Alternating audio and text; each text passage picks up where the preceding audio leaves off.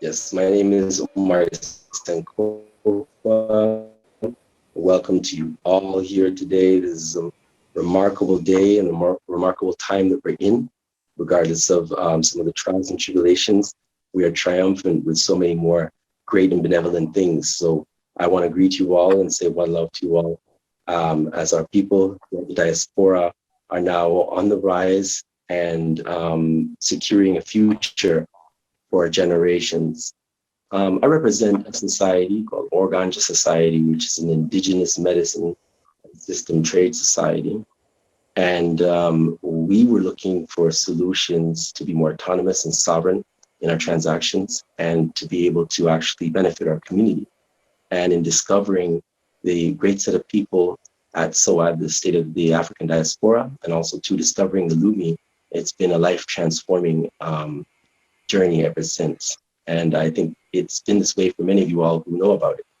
So today you will be graced with the presence of the people from the State of the African Diaspora, and also to explain the Lumi and Swift and Bank will be presenters today. And I want to present to you Noni Iola and Tanisha Granville.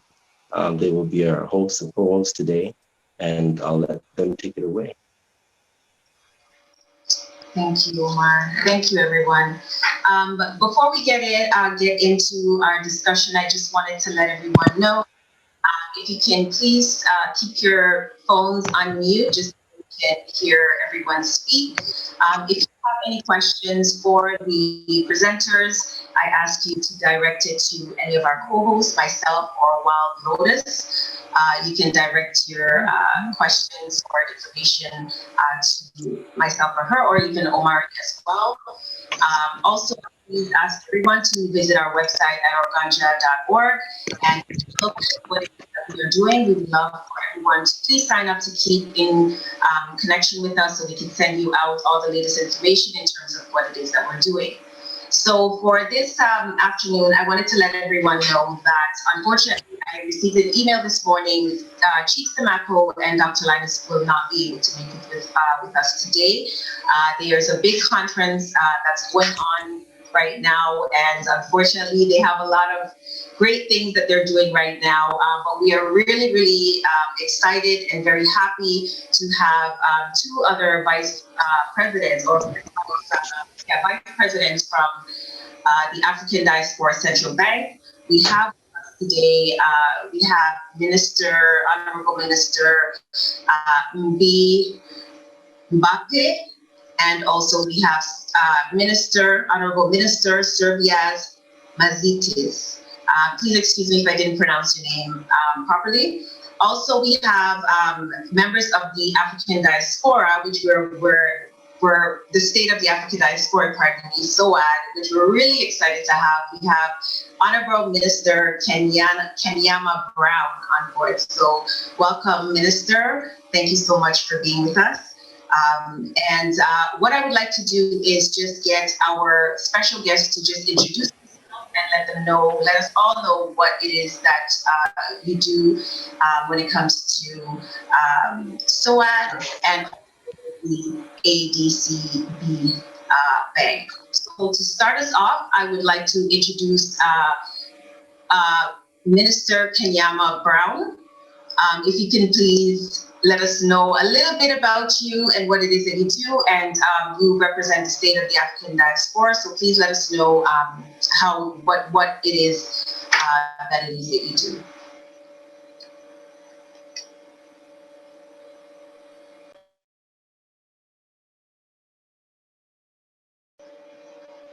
Kenyama?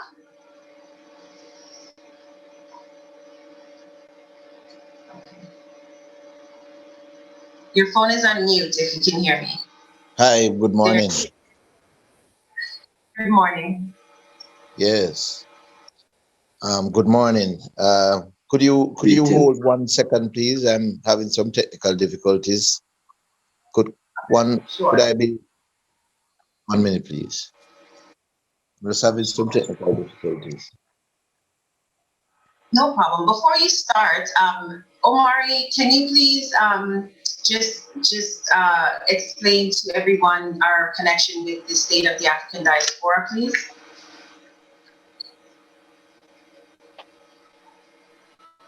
Greetings. Yes, it's been a marvelous time. Sister Noni has actually been putting on the events and been heavily involved with promoting the Lumi and Lumi signups. And we were seeking the instruments to be able to claim our nationality as people of the diaspora in the Eco 6 region. And when we came along and found out about SOAD, ever since we've tried to nurture some sort of integrated approach to working together and collaborating in our initiatives. And quite recently, myself and Sister Noni have been appointed as roving ambassadors, and that's been just a great honor. And in the meantime, meeting so many great people from SOAD, we've seen how it's been structured and positioned in a very strong way for us to move forward. So Minister Kenyama Brown has also now come aboard on Organja, and as of this week has been named. And I hope he's gotten through some of these technical difficulties to present to you. Minister Brown, are you able to? Yes, yes, I am. Yes. Morning, everyone. All right, I'll let you take. Yes. Good morning. Everybody. Good morning, Minister Brown. Hi, Minister. Hi, Queen. Hi, IG. Always a pleasure seeing you. And I see my good old friend, Billy, from Jamaica in the room. Good morning, everyone. And it's an honor to be here. It's an honor to be representing SOAD, which is the acronym for the State of the African Diaspora. I have been afforded the privilege to be the Minister of Foreign Affairs. So I handle all matters surrounding foreign relations and much of our cooperation agreements with governments, organizations, and all other institutions. I always put it succinctly that ultimately our aim is really to unite the global African family. And we do so by creating a bridge between the African continent and her diaspora. So we create that connection with the continent and the diaspora, and equally from the diaspora into the continent. As the moderator asks, who are we? So the State of the African Diaspora really saw its genesis really from the Charter of the African Union. So since the inception of the African Union, it was in the charter that there was to be a state of the African diaspora. And this was their way of creating a structured way to create a relationship between the African continent and her diaspora. And that's essentially what they said. They said there needed to be a state of the African diaspora. Since inception, nothing really has happened until sometime around 2017. I think the African Union was headed by the then head of state for Mauritania, who had, through his wisdom at the time and leadership, had reached out to Dr. Louis George Tin, a renowned Black activist, Black advocacy. He headed a major Black advocacy organization in France. He summoned him and had asked him to take up the mantle to form the state of the African diaspora. And this was to be done in a very structured way. So they created a government, which he had an executive with 2 vice prime ministers. He created a parliament, and he also created a diplomatic corps and a cabinet, which really has several ministers. And this was to have support and structure in the diaspora and also on the continent, because there is one school of thought that believed that the state of the African diaspora should only include persons from the diaspora. This is not in and of itself entirely true, because this coming together and creating this bridge between the continent and the diaspora will require actors from on the continent and those in the diaspora. So together we are a complete and structured organization with a family. And we believe ultimately our aim is to really unite the global African family.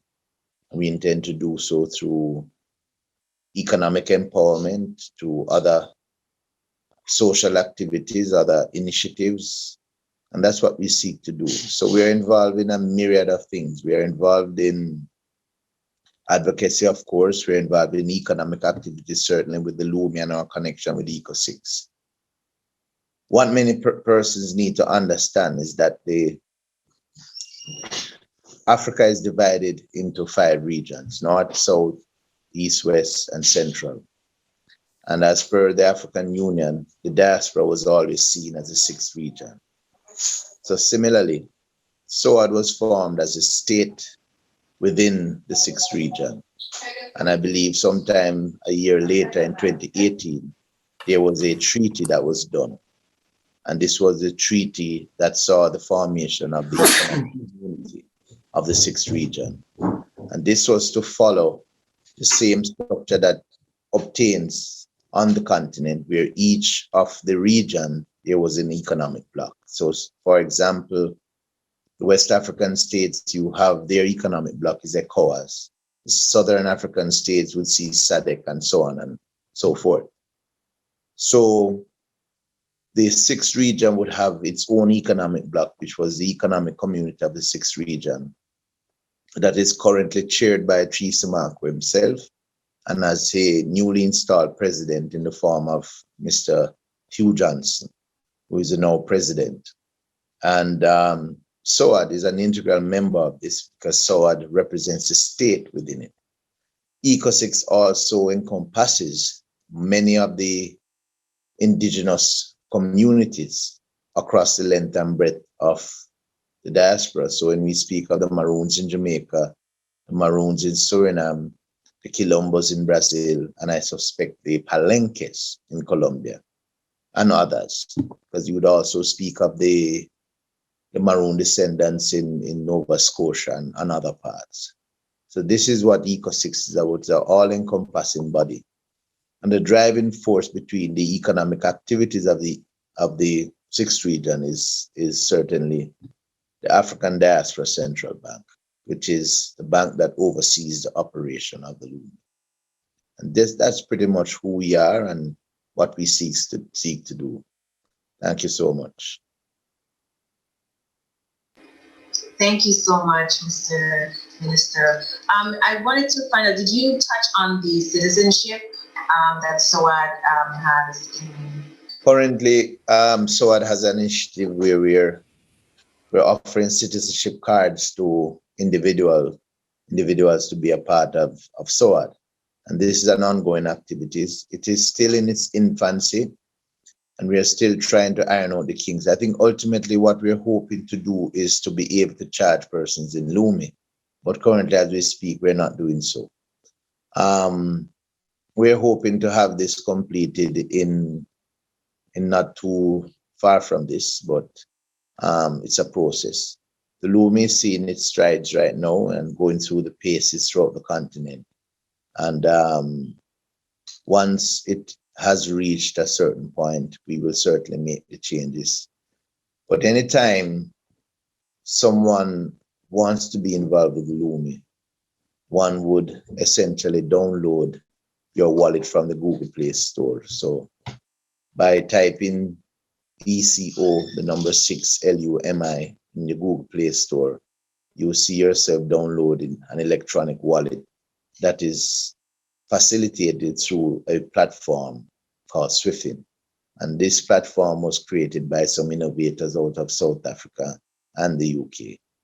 And this is primarily the foundation and the very network that facilitates the digital transactions of the Lumi. So on this very same platform is where in the registration process, it gives you an option to register for your citizenship card with SOAD. So this is where you would find it. Thank you. Thank you so much. Really appreciate it. And this is a great introduction to our next guest. Yeah. I just wanted to find out, does anyone have any questions for our minister?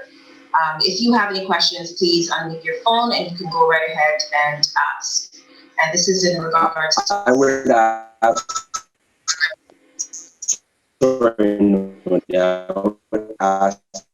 the people to raise their hand. You're breaking up. You're breaking up.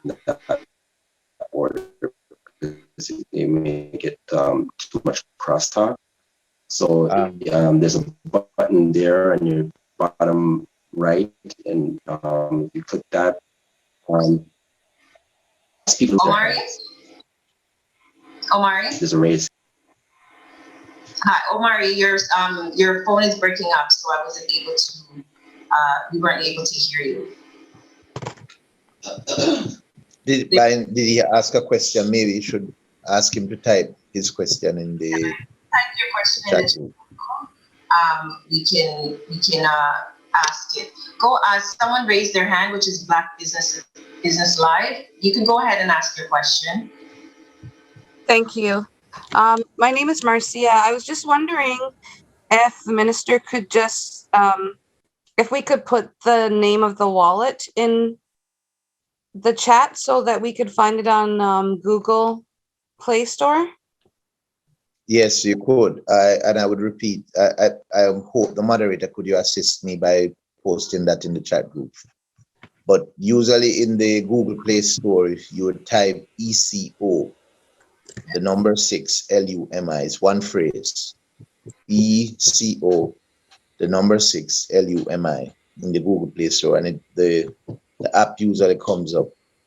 If you're someone who has a Apple device, then you would have to do so via the website. That's where you would get your digital wallet. And that you would type platform.swifin.com. That's SWIFIN.com. Okay, thank you very much. Thank you. Introduction to, thank you so much, Minister Kenyama Brown. Great introduction to our next speaker, which is from the African Diaspora Central Bank. They will be talking a little bit more about the SWIFIN platform along with the Lumi. So right now, I would like to invite one of our special guests from the ADCB, Honorable Minister Servias, can come forward to the platform and speak. Please introduce yourself and let everyone know who you are and what it is that you do. Thank you, Honorable Queen Noni, and respected Minister of Foreign Affairs, Kenyama Brown. Thank you. I feel honored, and all protocols are observed. I feel honored to be part of this meeting. And let me just correct one thing. I'm not a minister, or at least not yet. I'm not yet a minister. So thank you for the promotion. I'm honored, together with my co-vice president, Mbappe. We are honored to be here to represent African Diaspora Central Bank and the SWIFIN platform. Most of the times when we do the presentation, we cover ECO6 and the African diaspora. I'm glad that my brother, Honorable Minister Kenyama Brown, has touched on that. So we are not going to touch more on who ECO6 are or who SOAD is. So we are going to go straight into, we'll talk about the Lumi, we'll talk a little bit of the African Diaspora Central Bank. If you can allow me to share my presentation, I'll skip some of the slides, like I said, because they talk of ECO6 and the whole community. So I'll go straight to the ones that talk of the Lumi, that talk of the digital currencies in general, and then a little bit of African Diaspora Central Bank. Thank you very much. Let me just go to the slide. Go right ahead. Let me share my screen here.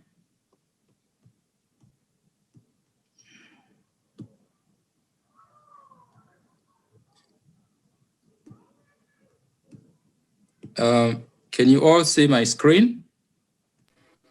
Yes. Okay. Yes.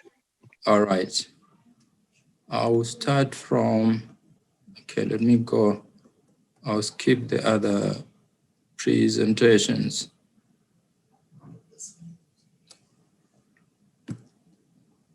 I think before I talk about the Lumi and the central bank, if you don't mind, I'll start with a short video clip. This talks about the Lumi. And I'm sure once you have seen the video clip, when we do a discussion on digital currencies and fiat currencies, I'm sure you understand what we'll be talking about. So I'm going to play a short video clip here. Can you hear the volume? It's low. Okay, let me raise it. Many civilizations and religions, it is the enabler and sustainer of all life on our world. The great continent of Africa.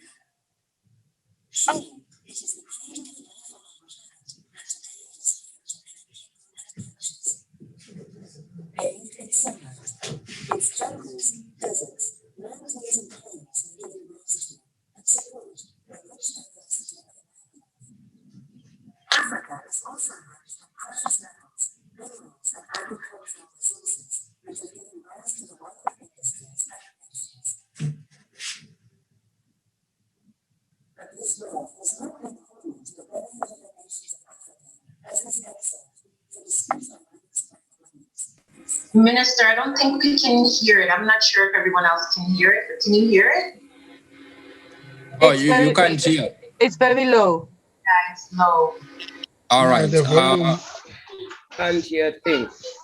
All right. I think let me just skip the video then. If it's not very clear, I'll just go to the slides without the video. Sometime before October last year, Eco6 and SWORD came up with a stimulus that Minister Kenyama Brown talked about. And it's about the digital currency called the Lumi. Now, when we talk of digital currencies, we are not talking of cryptocurrencies, although we know that cryptocurrencies are also digital, but the way that they are created are different in the sense that cryptocurrencies are decentralized, meaning they are not controlled by central banks or reserve banks. Whereas the digital currencies we are going to talk about, and especially the Lumi, is the one that is issued by a central bank. The history of the Lumi is that it was created in Akompong, in the region of Akompong, which is in Jamaica. However, it is now issued by the African Diaspora Central Bank. Now, what is the Lumi? Lumi is a classic digital currency. We are saying classic in the sense that it's a currency that is backed by something of value, which is solar and gold. And the value of one Lumi is equals to 100 kilowatt hour of energy, which is also equivalent to 4 grains of gold. These 4 grains of gold weigh 0.2592 grams. So in other words, the conversion starts from the commodity that backs the Lumi and not the other way around. So if you are converting Lumi to any other currency, you need to understand that it goes through the commodities that back the Lumi.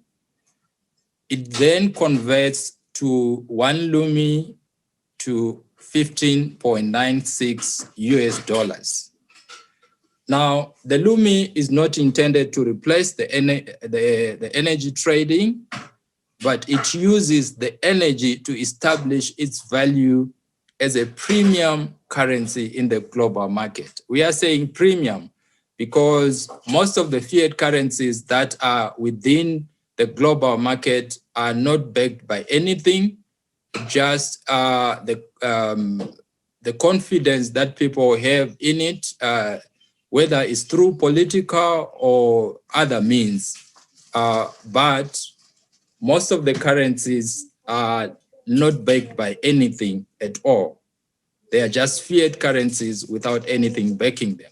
Now we are saying the Lumi is backed by solar energy and gold, and it's found currently in digital format. Now, over the years, even during biblical times, money has always been represented in form of gold. As you can see here, even during King Solomon's time, gold was a representation of money, and that's where we derive our value for the Lumi. The central bank digital currencies are, I'm sure most of you who follow what's happening around the world.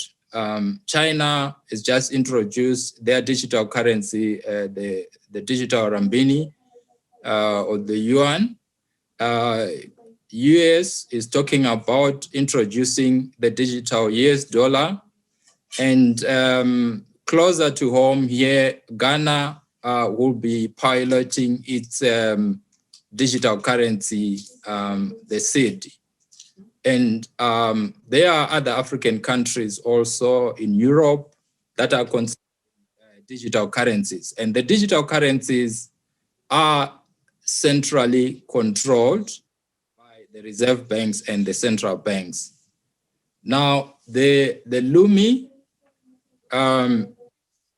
one of those, and is being distributed through the SWIFT platform, but issued by the African Diaspora Central Bank. Like I said, the word Lumi itself comes from luminous, symbolizing the sun.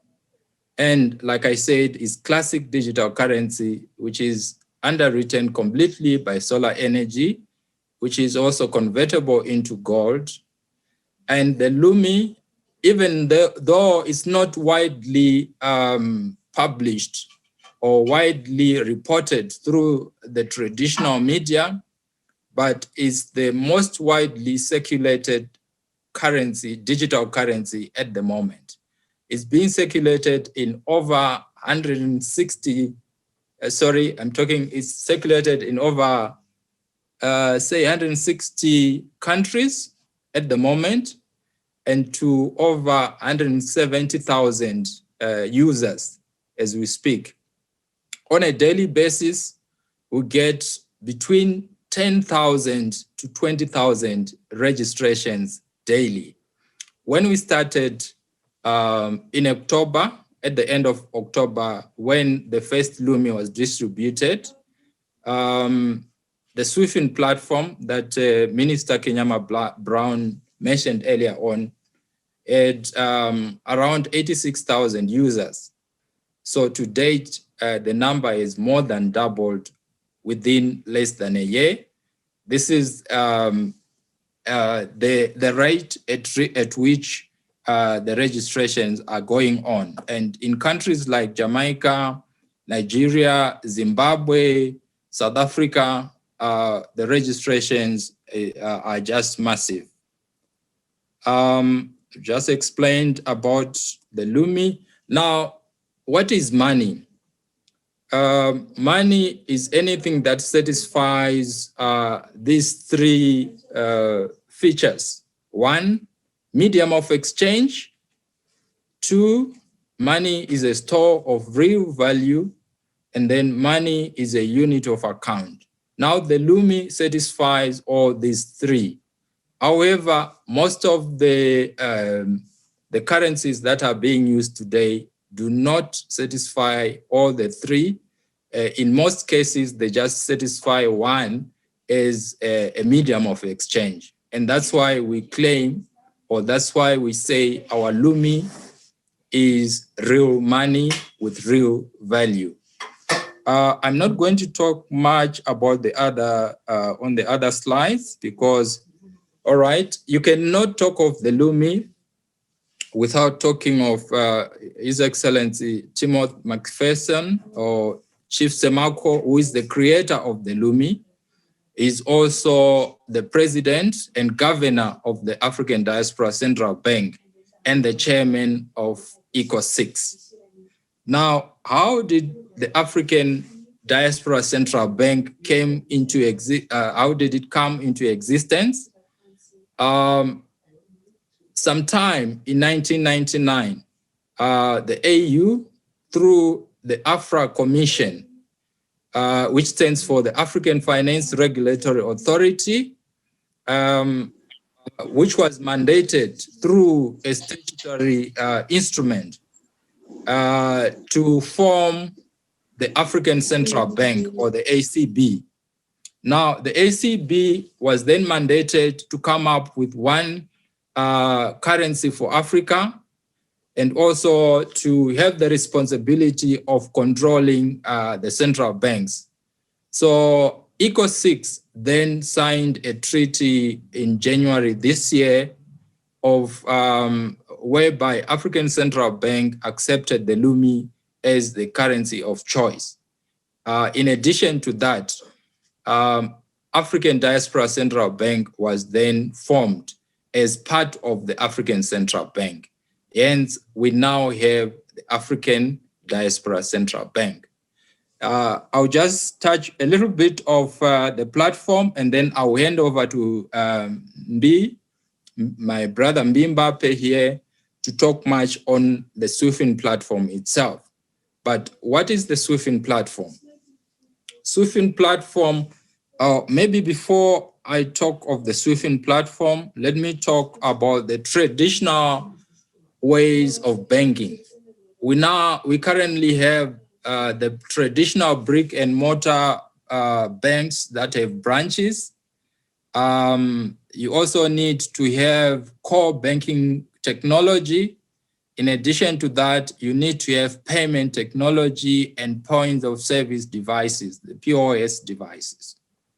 Now, the SWIFIN platform puts everything together, and you can do your banking in the palms of your hands, where you have, you don't necessarily have to have buildings. You can do your banking away from home, and you can have virtual branches. Any bank with a license, whether it starts from a microfinance operation to a fully fledged commercial bank, you can actually come to the SWIFIN platform and do your banking and provide all the core banking services there. Now, as you can see here, the SWIFIN platform can provide, facilitate transactions between one bank to the other, or even the central banks of different countries can do transactions through the platform. You can also do it peer-to-peer transaction. In addition to that, there's also a marketplace within the SWIFIN platform where people can trade in different currencies with different merchandise that can be put on the e-commerce or marketplace within the SWIFIN platform itself. For now, I would like to ask if there are any questions before I hand over to Brother Mbi, who will talk more on the SWIFIN platform itself. Thank you very much. Thank you. Yes, are there any questions? Go ahead if there's any questions, please. There's a raise hand button. Go ahead and use it.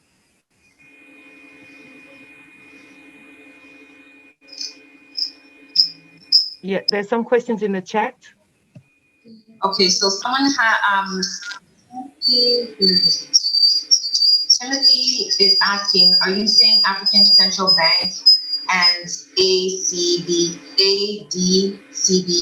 are same entity or separate entities? They're the same. The African Central Bank is the one that was mandated through the Afra Commission for it to be set up. So the African Diaspora Central Bank is under the African Central Bank.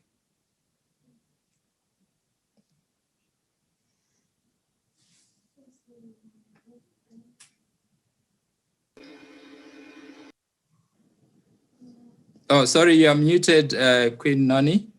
You're muted. No, I was saying I don't. ADCB is not a physical bank. Someone wanted to know if it's a physical bank or if it's an online bank. It is both. Any more questions?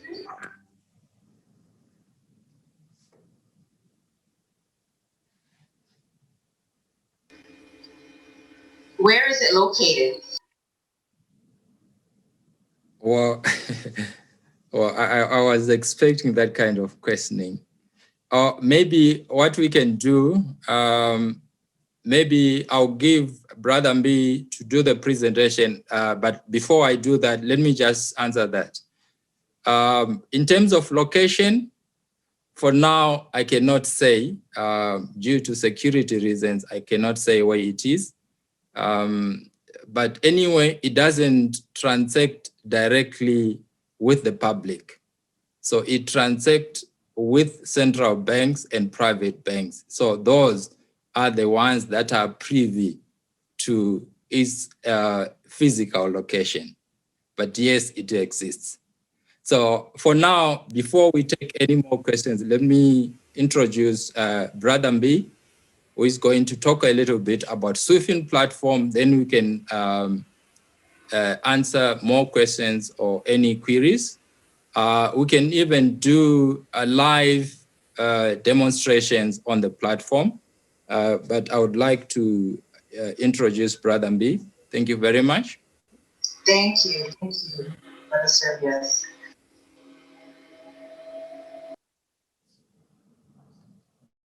You can take your phone off mute, Mbi. Hello.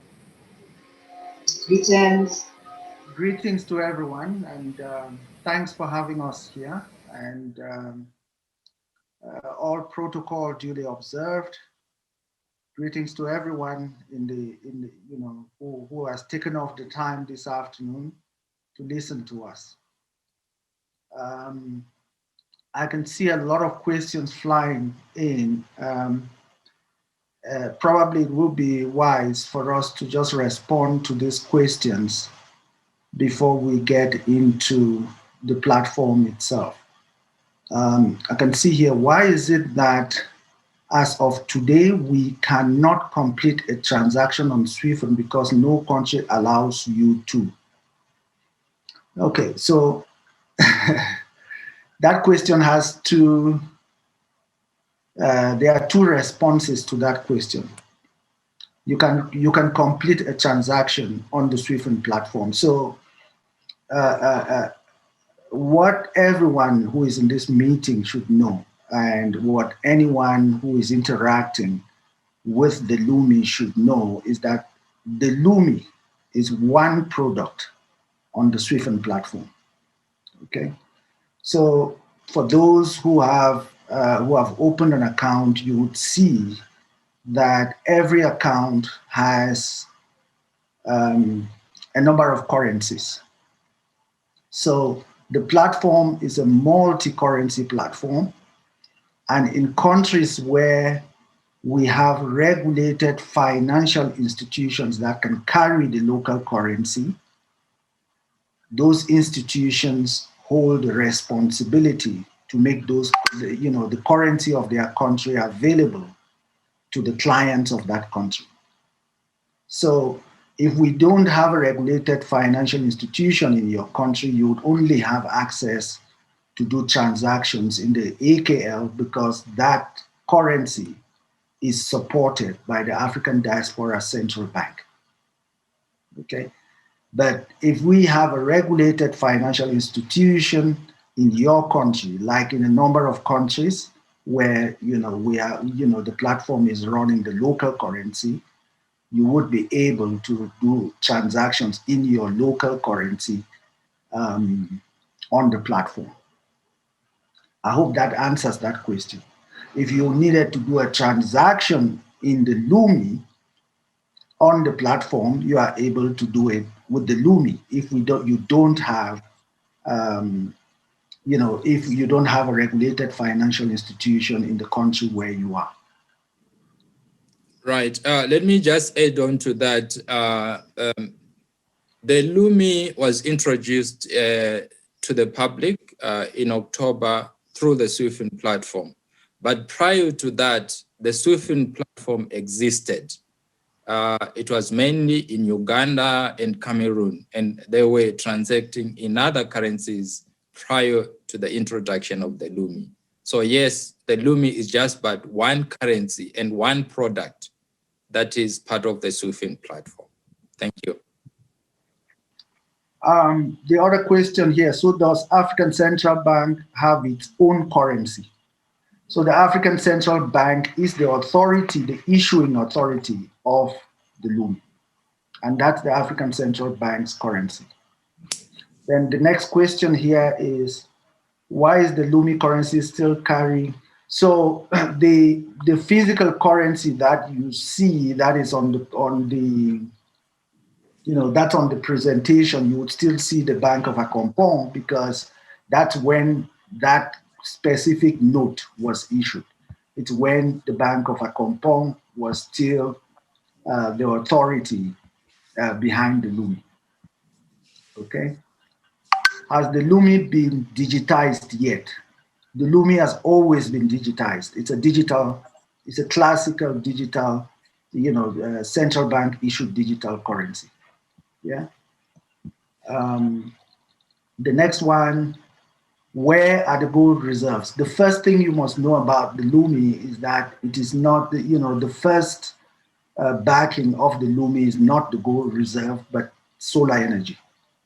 Yeah.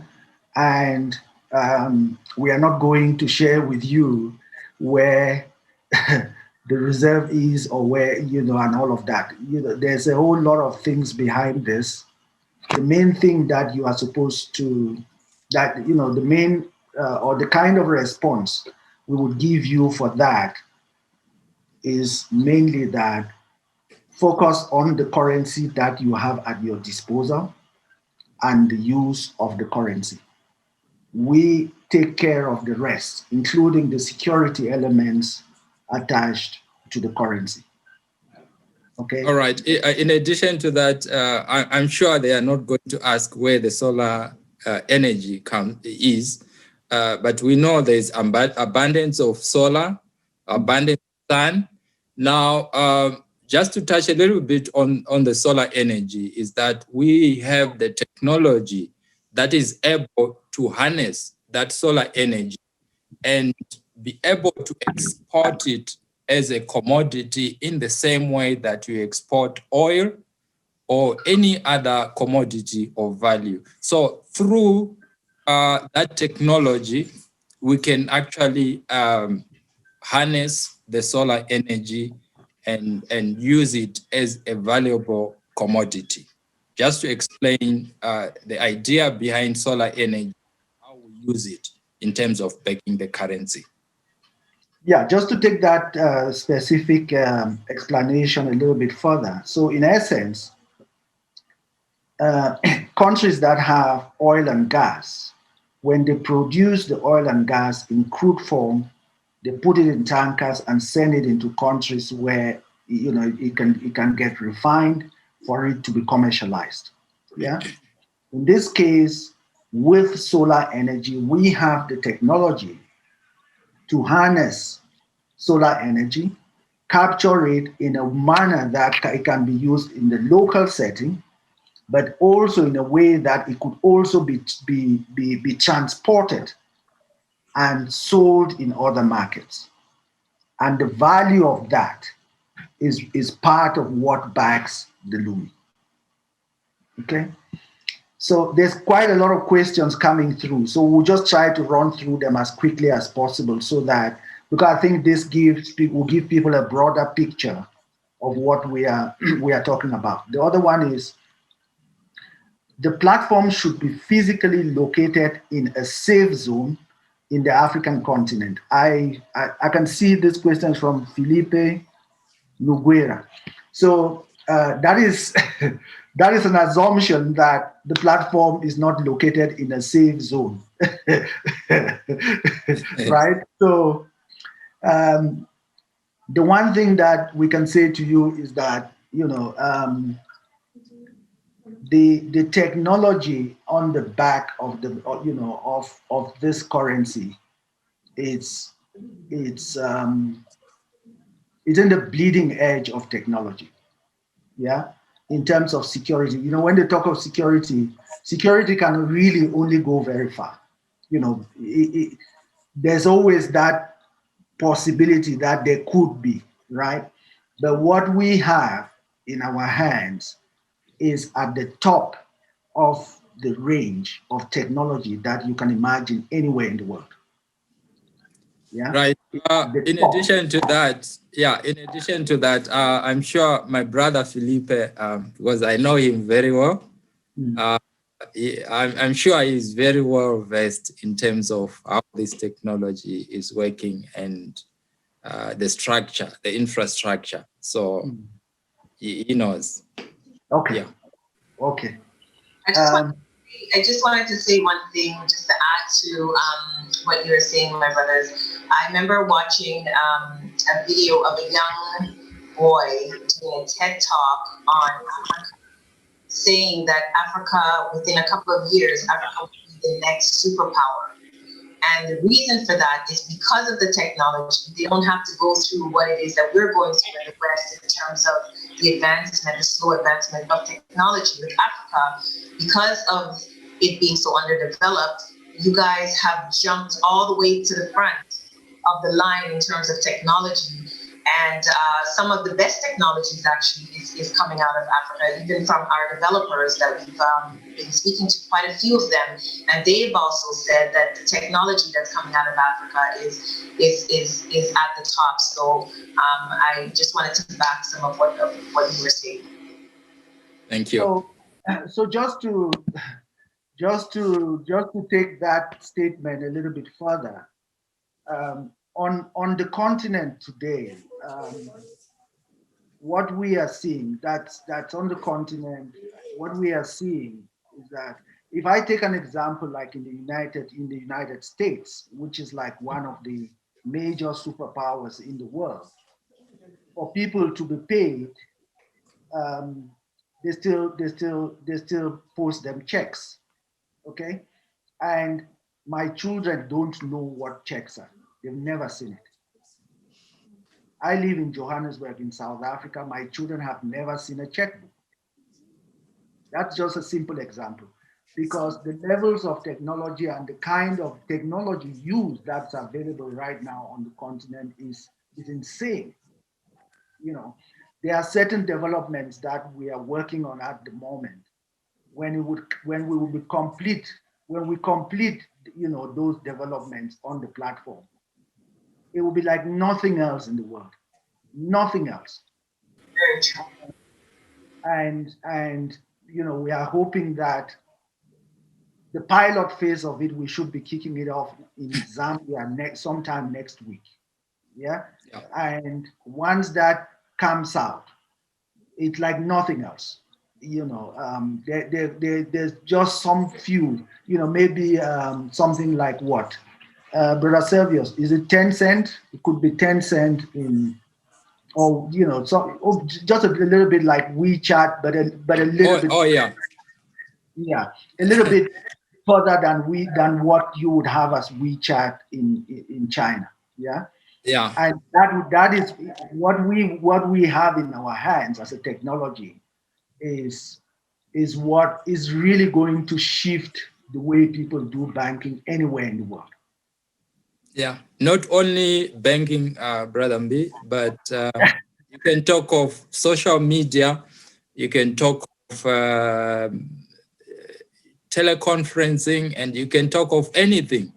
So the Sufin platform as it is now, just a portion of the technology that we have, and that is behind everything that you are seeing now.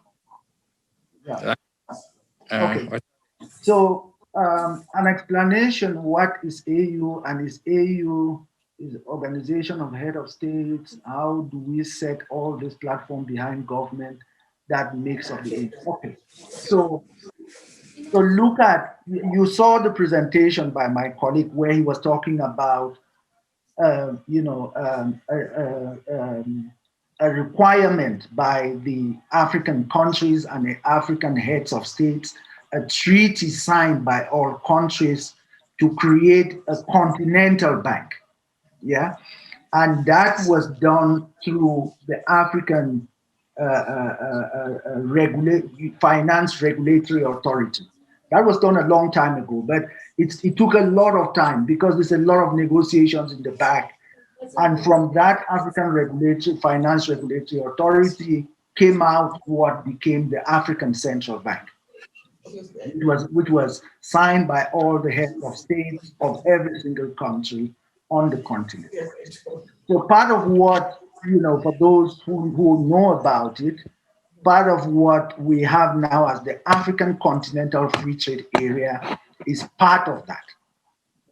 It was part of that process. It was one of the institutions that needed to be created. A bank, then a free, a free trade area. There's also the open skies. There's also the free movement of people. All those treaties are already in place, and they are being executed one after the next. The African Continental Free Trade Area was meant to come, online in June last year, but due to the pandemic, they moved to 6 months.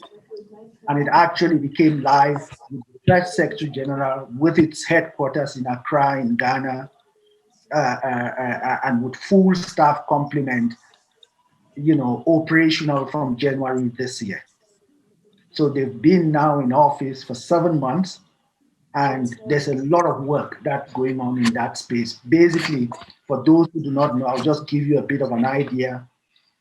Every product or service that's manufactured on the continent gets, a 90% free access into any other market on the continent. Yeah.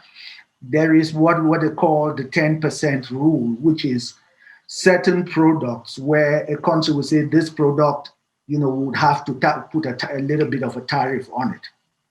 But in essence, it means that if I produce a product in South Africa or a service, I can sell it anywhere on the continent. I can sell it in Egypt, no tariffs. Yeah. For those who probably go and import stuff from out of the continent, you will not benefit from that. The only way you can benefit from that is if at least 40% of the input into that product takes place on the continent. What that means is that if I sell televisions, I could buy knockdown components of televisions, bring them into the continent, assemble them, then I'll get a reasonable access to the free continental area, so the African Continental Free Trade Area. So at the moment, all African countries have signed the African Continental Free Trade Area, but there's a process to get to the point where a country becomes open for trade. At the moment, of the 56 African countries, 40 have deposited their instruments, as of a few weeks ago. So we have now, 16 countries to go. All right. Now, in addition to that, in as far as the adoption of the Lumi is concerned, yes, there are some African countries who have already signed and adopted the Lumi. But because of protocol, we cannot announce those countries as yet. Official announcements will be made And as we speak now, it's one of the reasons why Chief Semako and Dr. Linus couldn't be here. There are even press statements or press releases that are going on in some African countries as we speak. So announcements will be made very soon in terms of the adoption, and it will be done by the official channels and by the authorities within those governments. Thank you. Are there any other questions? There's quite a lot. There's quite a lot. There's one person who has just posted 7 questions. I'm just looking at them. It's interesting that probably because I'm sitting here with my colleague and we are sharing, as openly as possible. That's why one of the participants is asking us how much of the money is in circulation. I wonder if you know how much is in circulation in your country in terms of the fiat currency that you use. So sometimes some questions are a little bit unfair to us, even though we know how much is in circulation, but sometimes it is actually a lot easier if we reflect on some questions before we ask them, because we can't tell you how much is in circulation at the moment. But okay, Brother Mbi, yeah, there is one from my sister Rodamandaza, and I think I need to tackle that one. Firstly, okay. Firstly, yes, I am a Zimbabwean based in South Africa, right? So my sister here is saying there's a mess. Where is it now? So, okay, as you all at Swiffin in your possession, actual proof. No. There's something where it was talking about there's a mess in Zimbabwe. Okay, I can see it. It's here. Okay, please read it. Oh, where is it? Okay, I saw it now. It is an open secret that there's a mess with the Lumi in Zimbabwe, which must be addressed. Some clarity on what Swiffin is doing to stop the fraudulent registration process that are going on. Right, and I've just said I'm a Zimbabwean and I'm based here in South Africa. There's a lot that we hear is happening there, and most of it is caused by the Zimbabweans themselves. Why is it happening in Zimbabwe and not in Jamaica or in any other country? Maybe Sister Rhoda would be in a position to tell us, because firstly, registration on the Swiffin platform is free. The Lumi itself is being distributed as a stimulus and it's free. You don't pay for the registration on the Swiffin platform. So should one decide to register people, they should do so at their own cost in terms of the data for the internet.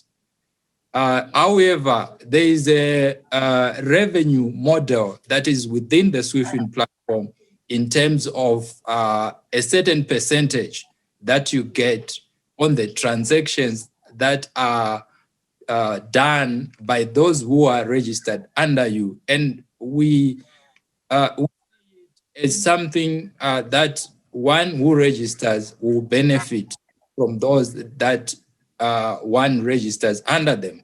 But what's happening now, or what we hear is happening in Zimbabwe, is that people are charged for the registrations maybe from $1 to $5, even up to $10. We don't know. But now, who is in charge of that? Now, if you are based in Zimbabwe, I call upon you to take responsibility and be your brother's keeper or your sister's keeper. And you should not expect anyone from anywhere to come and resolve whatever is happening there. You can't expect my brother, Minister Kenyama Brown, to come to Zimbabwe to resolve the issues that are happening in Zimbabwe, whereby when you are told that this thing is free, then you decide to charge your fellow brothers and sisters, I mean, it's up to you to resolve those issues, because I'm not here. I'm Zimbabwean, but I'm not in Zimbabwe. I'm in South Africa. And even if I was based in Zimbabwe, I cannot resolve issues by people who are taking the law into their hands and they decide to charge people. So whoever is doing it must be reported to the police. And I've heard of incidences where people have been taken to the police, and unfortunately, it's also affecting those within the Christian community, where pastors are charging people for the registrations, and it's not a good thing at all. Okay, that's perfect. I think the bottom line on on that specific matter is that anyone who is registering on the platform should know that registration is free. The second element that everyone should know is that accessing the stimulus is also free. Yeah. And if anyone is asking that you should pay to register or to access the stimulus, then there is a problem. But there are certain things that we, at the executive level, even our teams that are on the ground cannot control, which is the fact that there would always be unscrupulous people. So our advice is that we keep drilling and we keep sending the message, we keep communicating and saying it is free, it is free, it is free, it is free.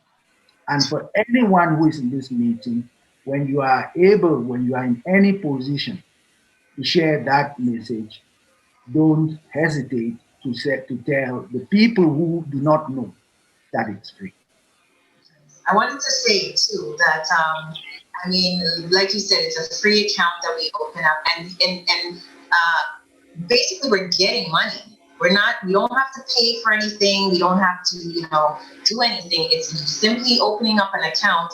Many of us have opened up accounts in so many different, whether it's an online account with Facebook or whatever, and we willingly give our information without really asking much question or even reading the fine print. And I find it very interesting that it's usually within our community that we're the hardest, and we ask the most questions and really, really hard on each other, instead of really just being open and just asking questions. Yes, but make sure the questions you're asking us is the same question you ask everyone else. Yeah, it's interesting, but I like the questions that are coming in. What I want to do now is you can answer a few more questions, but I would like to take maybe a 7-minute break just to give you all a break, get something to eat or drink.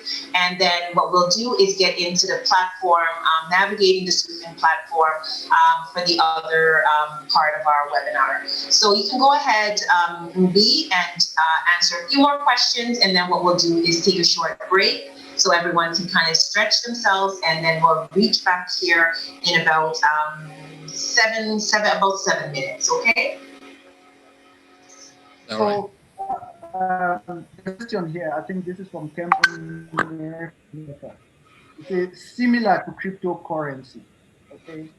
Central banks disclose the amount of currency circulation. I need this guy or the person who sent this question. I don't know whether it came directly to me. It's probably a direct message. Yeah, it's a direct message. So I live in South Africa. I have never heard the central bank tell us how much money is in circulation. Maybe Brother Servius, have you? No, I haven't. But anyway, I mean, for security reasons, we don't tell you. We know, but we cannot tell you. Yes. And, for cryptocurrencies, it's necessary for them to mention how much is in circulation. Yeah. And we can also tell you how much has been advanced for the stimulus program. Yeah, and that stimulus program is for individuals and states. We can tell you exactly. In fact, that is public. That is public knowledge. You know, it's 6 trillion. To the value of up to $6 trillion of Lumi. Okay. What else? Do you have another one there, Dr. Brother Servius? Is there another one? Okay, so this element before you come in, there is my brother Tapiwa Nashe. He's confessing. He's saying, I'm one of them who was arrested. And I remember his case. We had to run around to get him released. I think he's one of those who was charging, and he was reported, and he was arrested. And we managed to talk to the police, and he was released. And we strongly advised people not to charge. All right, anyone? What does Swifin have on the ground in Zimbabwe? Okay, that's a very good question. It looks like we've got a lot of Zimbabweans here. All right, now in Zimbabwe, okay, let me tell you a little bit about how Swifin came to be in Zimbabwe. There's a company called CST Technologies, is the one that brought it to Zimbabwe, way, I think, sometime in 2019 or prior to that. 2016, 17. Yes, 2016, 17. It was there in Zimbabwe.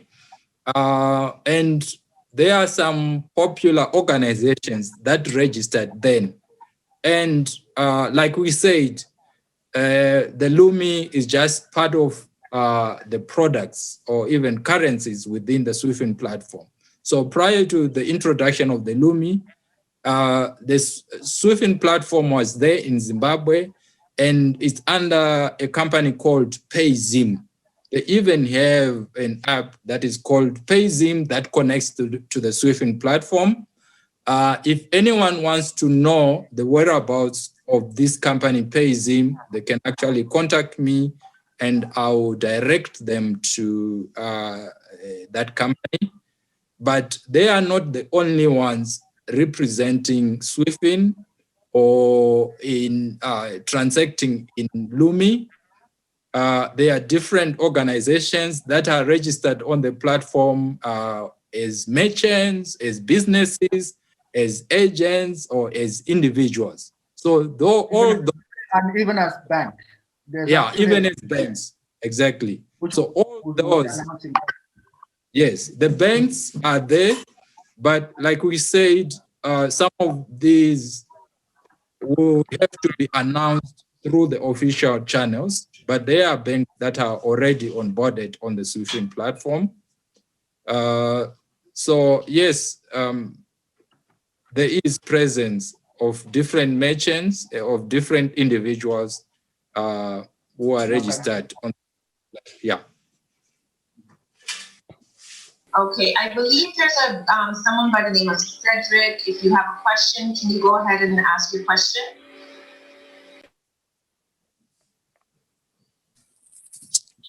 Yes, good afternoon. The question I had was, when it comes to the tariff benefits, how do we stop the Chinese and or just corporations coming in, bringing in pieces, assembling in Africa, and then getting that benefits instead of, having them being taxed since they're essentially based outside of Africa? Thank you. You're asking about the African Continental Free Trade Structure, right? That's correct. Okay, so there are some monitoring mechanisms that are in place. The critical element about the assembling on the continent is jobs. Okay, so I think very recently, the president of Ghana, who is really one of the proponents of the African Continental Free Trade Area, was in Switzerland. Yeah. just for those who do not know, the amount of cocoa that's produced in, or that is grown in Cote d'Ivoire and Ghana is 65% of the world cocoa production. Yeah. And if you add Nigeria and Cameroon to that, then it's 80% of the world's cocoa production. But the total value of the returns on cocoa production on the continent is next to nothing. If you look at all the chocolate around the world, 70% of that, the raw material for that, comes from these 4 countries, just 4 countries on the continent. So the president of Ghana was in Switzerland, I think it's about 3 or 4 months ago. And after his meeting with the president of Switzerland, they came out for a press conference. And she was talking about how they were going to import the raw material and take it to Switzerland and produce the chocolates and all of that. And the next speaker was the president of Ghana. He came up and said, you know, the game has changed. We are not exporting anymore.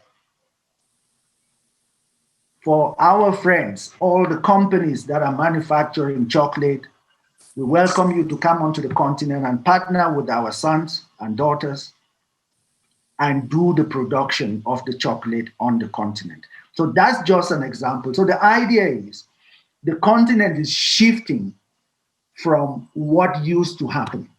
We know that we do not have all the production capacity. We don't have all the assembly plants that are necessary. We actually also don't have the requisite capital to set up those production plants right now to be able to fulfill the demands. So it has to be a process that is gently managed and which starts, taking some of our youth out of unemployment. So for example, when you come to set up the plant, there are certain rules around the plant. For that product to actually get the stamp that it's a product that fulfills the requirements, there are certain standards that you have to maintain within that plant. Okay, understood. And I do remember that report. I guess the one question I have is, what was their response after he made that announcement? There's no response. Maybe I should take it one step back. Yeah. A year ago, no, just about 18 months ago, Cote d'Ivoire and Ghana stopped selling to anyone just to change the price in the market. There's a price that a ton of cocoa was sold before. And Cote d'Ivoire and Ghana said, this is now our price. You take it or you leave it. And then the bigger buyers around the world said, we are not going to buy. And they said, okay, no, we are not also going to sell. Yeah. And what happened is that they ended up all the buyers came together and decided to buy at the price that was set by Cote d'Ivoire and Ghana. And just for your information, the World Cocoa Board, as of, I think, 4 years ago, was in London. And the main players I'm using cocoa just as an example, but it's a plethora of products. So the World Cocoa Board was in London. And a few years ago, the main players on the continent said, we are not coming there for any discussions anymore. We may have to create our own board in Africa. And the Cocoa Board was moved from London to Cote d'Ivoire. The Cocoa Board is now in Abidjan. And with a lot of influence from the main producer. So there's a lot of things that are shifting. We'll have to also understand that these shifts are not going to happen overnight. Yeah. It's a big battle. It's a big battle for control. It's a big battle for the soul of this continent. And every one of us has to, do our bit to make sure that the generations that come after us have, don't blame us. Right. Brother Mbi, I just want to add on to the issue of countries that have accepted the Lumi, how the platform is enabling those countries in terms of collection of revenue. I can mention that one country where the revenue collection was at 10% will be able to collect the revenue at over 95% of the revenue that is supposed to collect. So the platform enables those countries to collect the revenue that they would not have done without the SWIFT. Now, in addition to that, we mentioned that manufacturing is one of the projects that the Lumi is financing. And in a week, I can tell you now that there will be an announcement for an African country that will be manufacturing a very, very crucial product that is financed in Lumi. And that announcement is coming within this coming week. So this is just some of the work that is happening behind the scenes, whilst we encourage you to start trading in Lumi. There's no need to wait, because now we are into manufacturing, we are into all those different industries, but the trust is that this has to be done in Africa. We don't want to import products from elsewhere, but we want these products to be manufactured here in Africa and to be financed by the Lumi. Excellent. Someone in the chat room by the name of Pauline Martin, you have a question? I see your hands raised. Yes, thank you. Hi, Sister Pauline, how are you? Yeah, I am fine. I can see you, but I'm not quite tired because I was doing something busy this morning, so I'm not quite tired to show my face, but forgive me one and all. But greetings to everyone. I'm coming back to my question, like my brethren C had said. We are exporting our products, okay, which I hope they are paying us in the Lumi. Let them convert their currency to ours, okay?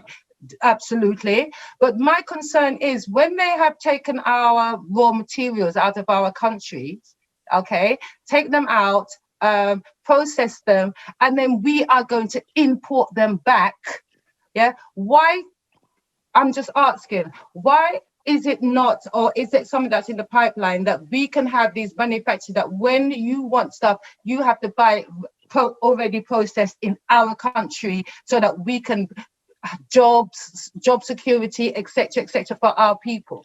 That's what I want to know, because these raw materials that's coming out of our place, we're getting them back in our country, but it's just import.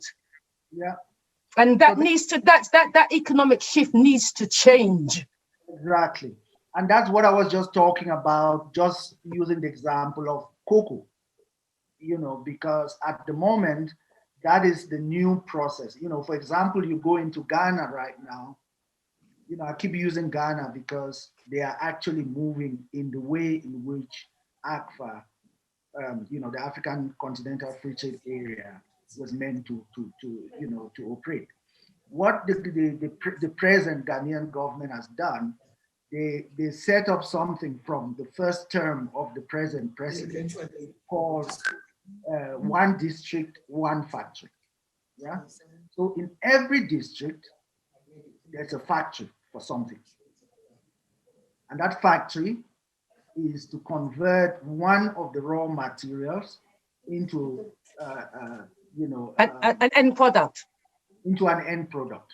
Yeah. Yeah. And that factory employs the youth of that district. So those are certain mechanics that are in the African Continental Free Trade Area that will have to be implemented across countries. So raw material does not leave and then end product comes in at 10 times the cost. Exactly. So it's work that's happening. In Cote d'Ivoire, they are doing the same. So let me go now. I receive good chocolate all the time from Ghana. I'm sorry. Someone's got their phones on and I can't hear you. So someone needs to mute their mic. No, I was just saying that, I received some really, really.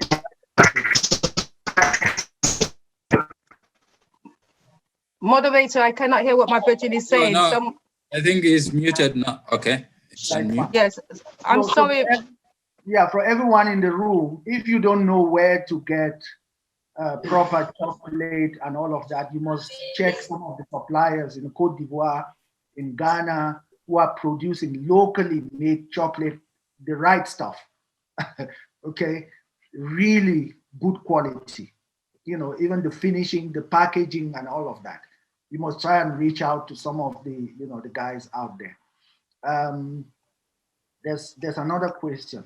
So I hope we've responded to that. The idea is that as time goes on, we start reducing our dependence on shipping out raw material and bringing in this thing. What do you call it? Yeah. I don't mind shipping out. I don't mind shipping out some of our raw products. I've got no issues with that, but not the majority. Of course not. Thank you very much. You're welcome.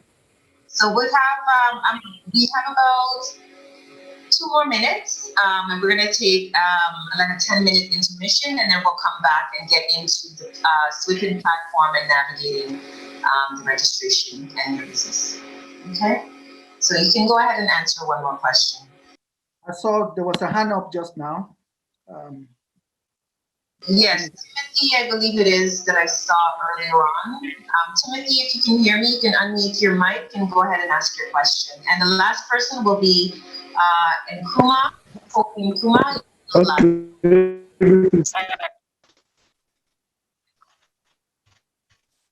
Go ahead, Timothy, you're on.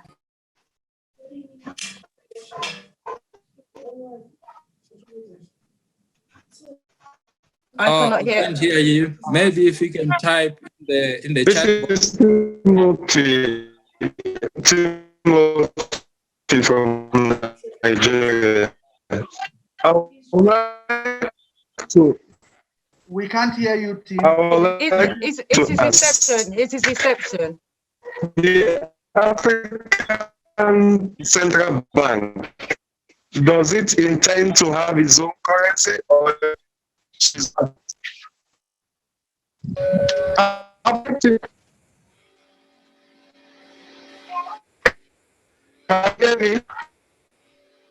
No, we can't hear you, Timothy. At all. Okay, I want this on the chat box. I think I heard just he was asking if the African Central Bank intends to have its own currency. Yeah, he's gonna put it in the chat box as well. Maybe we take another voice question before we read his.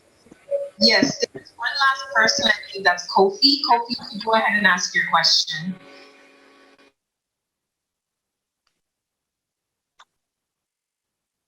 Hello. Hello, good afternoon, sir. Yeah, okay, it's okay, proceed. Thank you. Oh, okay. Hi, brother Kofi, how are you? You are the one in media, right? Oh, you are muted. But I think you are the one who is connected to my sister in Jamaica, right?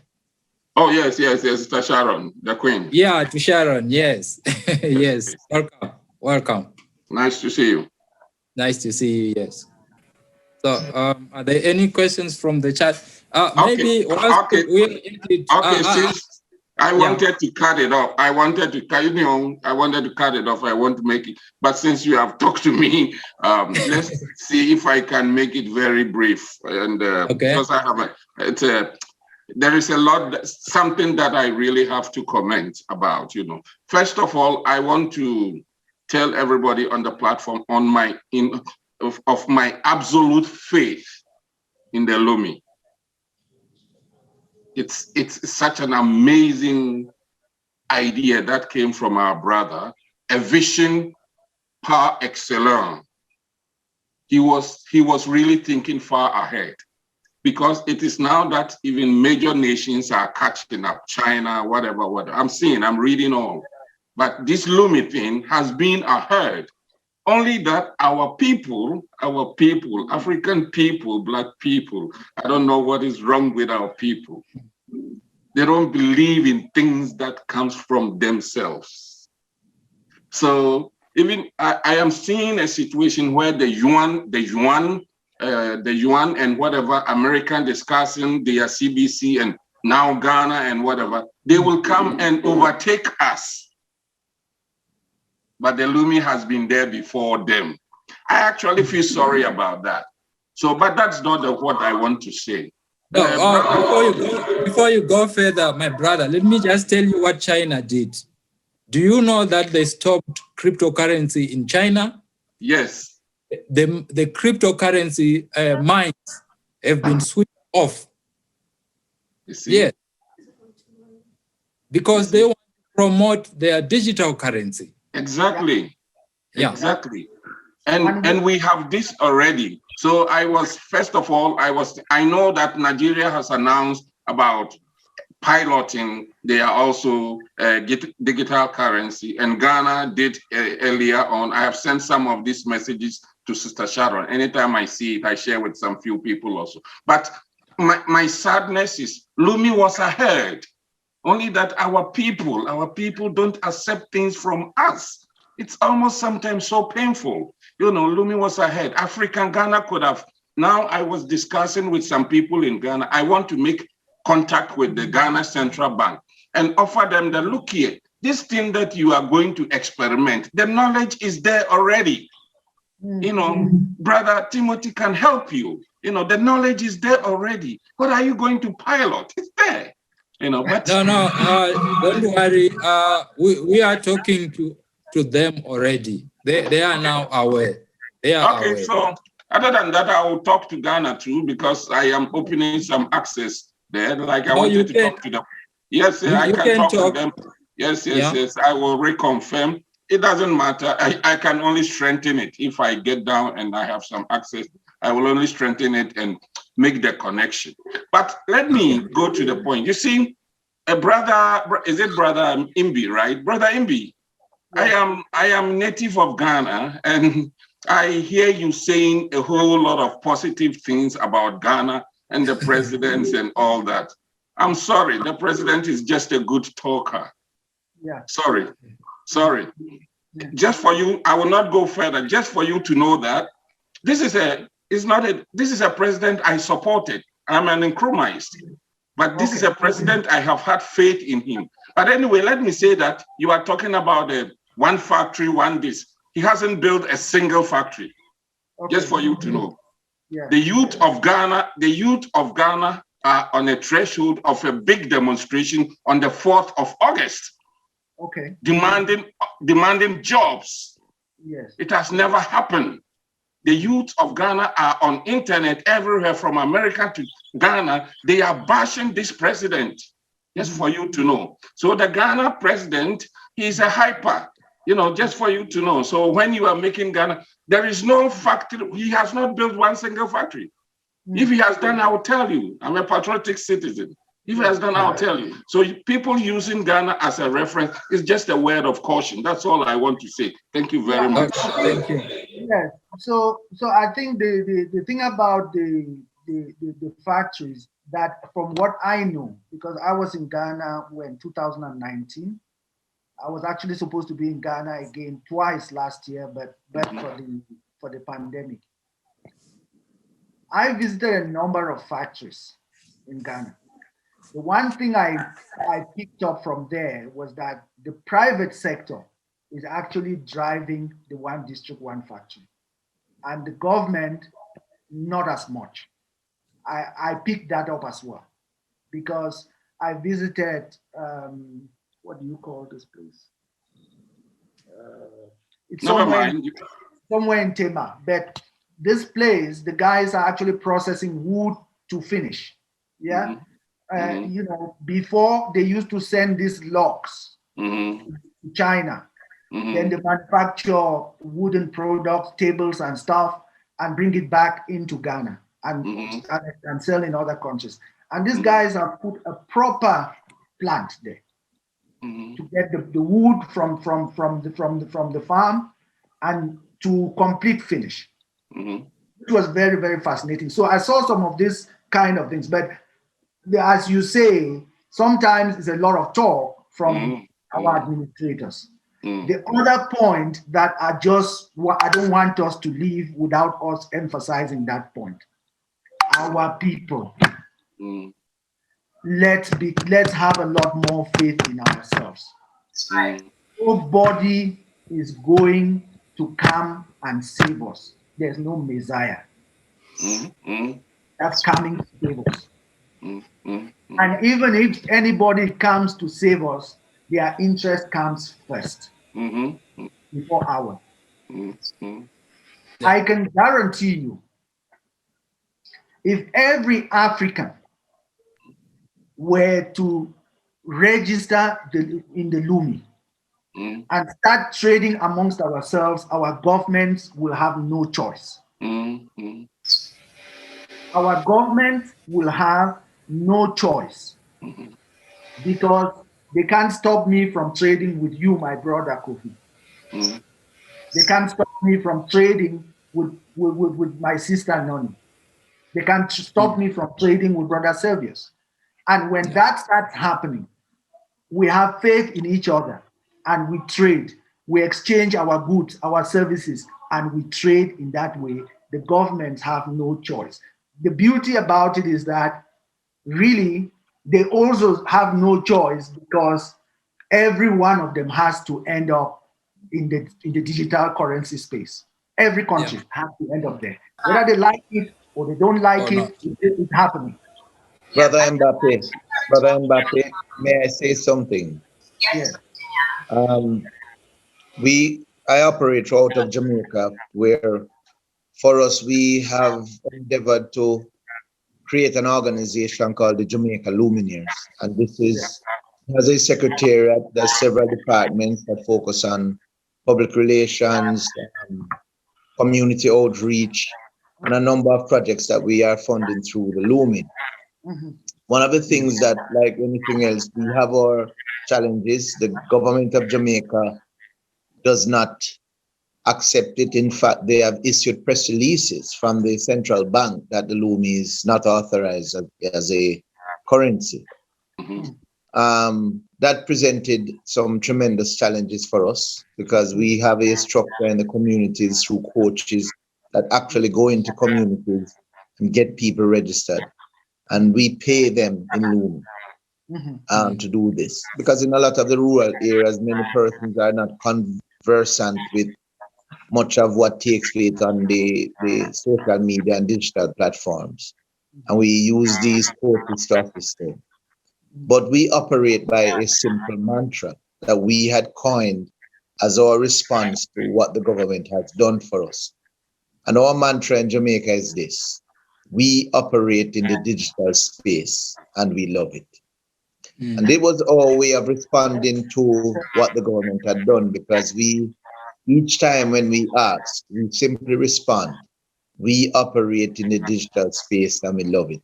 And this is primarily because, and as Brother Mbappe was saying, nothing prevents us from trading amongst ourselves with the Lumi. You may have some produce that you normally would sell and some left over.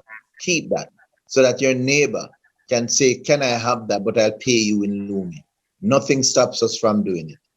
This economic renaissance that we seek of, not just in the diaspora, but also on the continent, we're going to have to do it ourselves.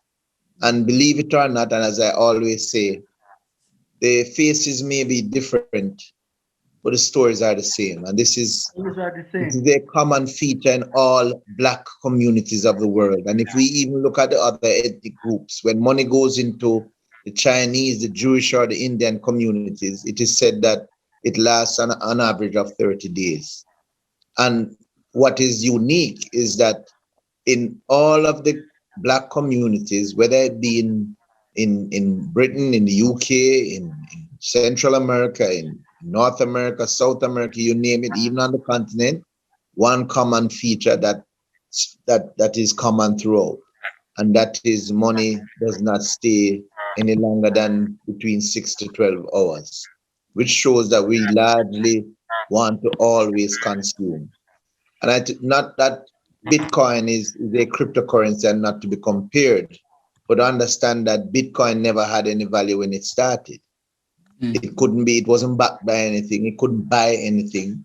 But what it did in the Asian communities, they used it as a medium for them to trade amongst themselves. And it is over time that it developed a market force and became market driven, and then a value was also given to it. And nothing prevents the Lumi from achieving the same thing. And this is something that we are very strong on in Jamaica, that we keep pushing. And just to tell you that we operate even with the government pushing against us. But for us, we have a very simple understanding. And every time that I do any speech or public engagements that I have, I always mention that, we tell ourselves sometimes when your own people frown upon you, that's the clearest indication that you're doing something right. So when we speak of our national hero, Marcus Garvey, who is the father of the Pan-Africanist views and consciousness and all of these things, Marcus Garvey was seen in Jamaica as a swindler, a charlatan, a thief, as we would put it in our local colloquial expression, he's a general. He left Jamaica and went to North America and built an organization that saw a following of over 10 to 15 million Blacks. When we speak of the great musical icon of Robert Nesta Marley, who started in Jamaica, he was there performing and innovating reggae music, and similarly, he was frowned upon because we saw him no better than simply being just a dirty-headed Rasta boy from Trenchtown, which is one of our slums. And again, they even tried to assassinate him. He had to have a self-imposed exile, went to England, stayed there, did the Exodus album, which later became the album of the century. And he's now in the annals of history. And that is just to tell you that there's going to be opposition. We all here just have to understand that this economic renaissance that we speak of, the faces may be different, but the stories are the same. We're going to have to pull ourselves up from our own boots by ourselves. And nothing stops us from doing this. Thank you. Sorry, Queen Noni. Sorry, I just want to say I am the only authentic saviors, but because most people couldn't log in, I shared my link with the rest that you are seeing my name appearing there. So I shared my link. Yeah. Okay. Well, we're gonna take a break. It's now 12:45 our time, Eastern Standard Time. We're gonna take about 10 minutes, so we're good. We're gonna reach back here about 5 to 1, and then we're gonna start back the other half of our webinar, which we'll talk about the Swifting platform, the Lumi, registration, business, and all the signups. Okay, so we'll take about 10-minute break. Okay, and we'll reach back 5 to. All right. And sorry. And if there's people out there that would like to sign up for the Lumi today, please, there's information on the webinar in the chat room with all the information that you will need, including your photo ID. There's also the code that you need to use to register your account. So I would implore all of you to get your things ready. And we'll meet back, okay? 10 minutes. My sister, we do not have to log off. We can stay where we are, right? Yeah, you can just put your phone on mute, your screen. You can take off your screen and you can just stay on and until we come back on, okay? I should come for some of your good food. Okay, all right, we'll be back.